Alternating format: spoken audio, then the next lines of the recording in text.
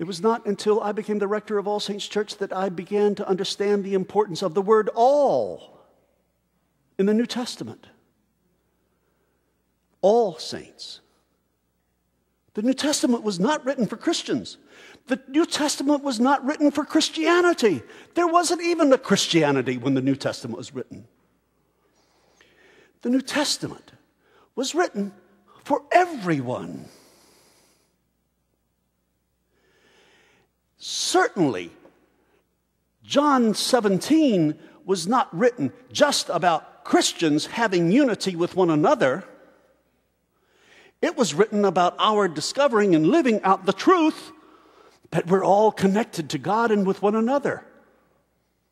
How sad that the Episcopal Church's House of Bishops has misinterpreted John 17 in so many ways over the course of Episcopal Church history. First, to say that we have to have unity against people of color. And then we have to have unity against women in the priesthood. And now we have to have unity against gay and lesbian people being married or being bishops. Thank God. The arc of the universe is long.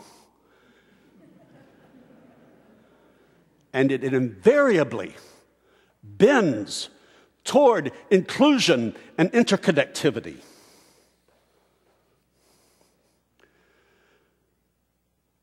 The whole notion of life with God is to grow one's soul, to increase in understanding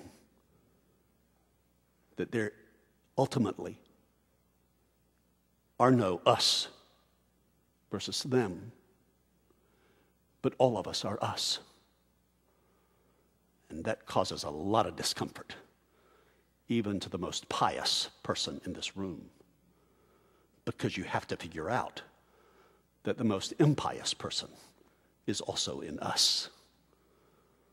So the prayer of Jesus is not about unity about belief or unity about who is excluded, but unity of the whole, an increase in our sense of who we call us. This has daily application. This coming Tuesday, some are referring to as D-Day, for then we will receive an opinion from the California Supreme Court about whether Proposition 8 will be overturned.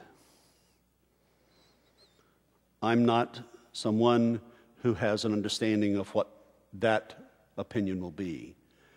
But I am one who knows what the agenda of All Saints Church will be, no matter what the ruling.